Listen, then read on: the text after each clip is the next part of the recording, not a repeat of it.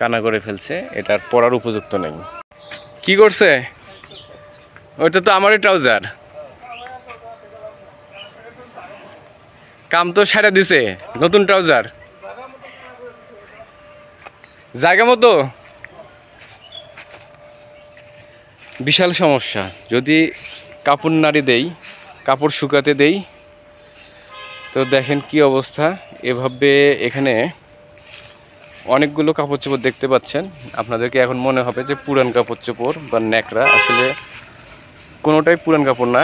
এই যে কাপড় দেখতে পাচ্ছেন, এটা একটা গেঞ্জি, এটাও একটা ট্রাউজার, আরও একটা গেঞ্জি, এই গেঞ্জিটাও এটা আরেকজনের গেঞ্জি। তারপর আরও আছে। মানে প্রজেক্টে এমন একটা অবস্থা হয়ে গেছে যে কোথাও আমরা কাপড় শুকাতে দিয়ে কাপড় রাখতে পারতেছি না। ভালোই ক্ষতি হয়ে গেছে আমার। এই পর্যন্ত আজকের এই ট্রাউজার, এটা একটা প্রায় নতুন ট্রাউজার। এটা দেখেন, এই যে কানা করে ফেলছে, এটার পরার উপযুক্ত নেই।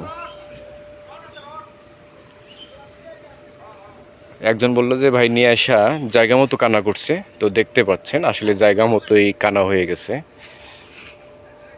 ছিঁড়ে গেছে। তো ক্ষতিও একটা। এখন একটা ভালো ট্রাউজার কিনতে গেলে প্রায় 500-700 টাকাও লেগে যায়।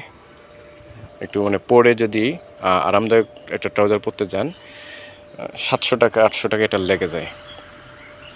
তো যাই হোক, শুধু ট্রাউজার না বা গেঞ্জি কাপড় এগুলো না, প্রজেক্টে এমন একটা অবস্থা যে আপনি একটা কাজে নামছেন, পাড়ে স্যান্ডেল রেখে পুকুরে নামছেন, অথবা ধান খেতে মানে বাগানের কোনো কাজে হাত দিছেন, তো আপনি যদি 5 মিনিট বা 10 মিনিট পরে ঘুরে আসেন, কাজ শেষ করে আসলেন অথবা ওই জায়গা থেকে চলে আসলেন, এসে দেখবেন আপনার স্যান্ডেল নেই।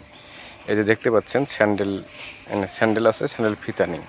বা এমন হয়ে যাচ্ছে যে আমরা কোথাও স্যান্ডেল একজোড়া রেখে একটু কাজে মনোনিবেশ করছি, ঘুরে দেখা যাচ্ছে যে স্যান্ডেলটা নেই। তো এভাবে কারো স্যান্ডেল চলে যাচ্ছে, কারো ধরেন কাপড় যাচ্ছে। এখানে সবাই যে থাকে এমন নয়। তো যারা থাকে বা এখানে আমরা যারা থাকি, যখনই কাপড় নেড়ে দেই খুবই অ্যালার্ট থাকতে হয়। একটু অন্যমনস্ক হলেই, বিশেষ করে আপনি যে কাপড় এখানে শুকাতে দিলেন, যদি সন্ধ্যার মধ্যে কাপড়টা না ওঠান, তাহলে নিশ্চিত ওটা আপনার ফিস হাবিনিল্লা করে ছেড়ে দিতে হবে। তো আমার এই যে ট্রাউজারটা গেল, আমি খুবই অ্যালার্ট থাকি যে কাপড় একটু নেড়ে দিয়ে সন্ধ্যার মধ্যে আমি কাপড়টা তুলে ফেলি। তো এটা একটু অন্যমনস্ক হয়তো আমি ছিলাম, যথাসময়ে তুলিনি, তার পরিণতি এটা দিলাম। তো এখন কথা হচ্ছে এই কাজগুলো কিভাবে হচ্ছে। কাজগুলো হচ্ছে প্রজেক্টে হিউজ বাহিরের কুকুরা এসে থাকতেছে। আমাদের এখানে প্রজেক্টে একটা পার্মানেন্ট কুকুর আছে, এই যে সে বাবাজিকে দেখতে পাচ্ছেন ঘুমাচ্ছে। তো এখন বাইরের এরকম কুকুর এখানে আসে 8 থেকে 10টা। তো এই যে কুকুরগুলো আসে সবগুলো এই সুসার এর হচ্ছে ফ্রেন্ড, মানে বাইরের কুকুর আসবে, এ বাধা দেয় না, উল্টো এ সম্ভবত ওদেরকে আমন্ত্রণ করে নিয়ে আসে। তো দেখা যাবে সন্ধ্যা হয়ে গেলে বা দিনেও অনেক সময় দেখা যাবে যে 8টা 10টা 5টা 6টা বাইরের কুকুর আসে। আর এই কুকুরগুলোর কাজ কামাই হচ্ছে এখানে দুনিয়ার, মনে করেন অকামের যে কাজগুলো আছে বা এই যে টুকটাক যে ক্ষতিগুলো হচ্ছে, এরা এগুলো করতেছে। তো এই কুকুরগুলো এখন কোথায় আছে বা কখনো কখনো আবার প্রজেক্টে আসে, কখনো বাইরে থাকে, এই কারণে হয়তো এদেরকে এখন দেখা যাচ্ছে না। তো এদের বিশাল একটা বাহিনী আছে। এইখানে কয়েকটা দেখা পাইলাম, বেচারা ওরা রেস্ট করতেছে। এখানে 3টা আছে, 3টা এখানে রেস্ট করতেছে।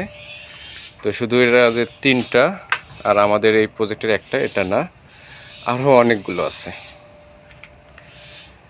আপনাদেরকে আমি দেখাবো যদি পুরো বাহিনী এদেরকে পাই বা মোটামুটি একটা এদের বাহিনীটাকে পাই, দেখানোর চেষ্টা করব।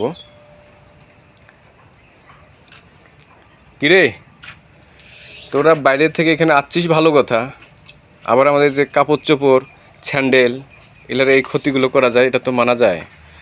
এই যে দেখেন যেটা এখন আসলো, এটা কিন্তু আমাদের আর কি আমাদের প্রজেক্টে যে স্থায়ী যে কুকুর আছে ওইটা, মানে ওর ফ্রেন্ড সার্কেলে চলে আসলো। অকামের কুকুর, বাইরের কুকুর আসলে বাধা দেওয়া দূরের কথা, উল্টো ও তাকে আমন্ত্রণ করে নিয়ে আসে। তো এই কারণে এখানে কুকুরের সংখ্যা দিন দিন হিউজ পরিমাণ বেড়ে যাচ্ছে।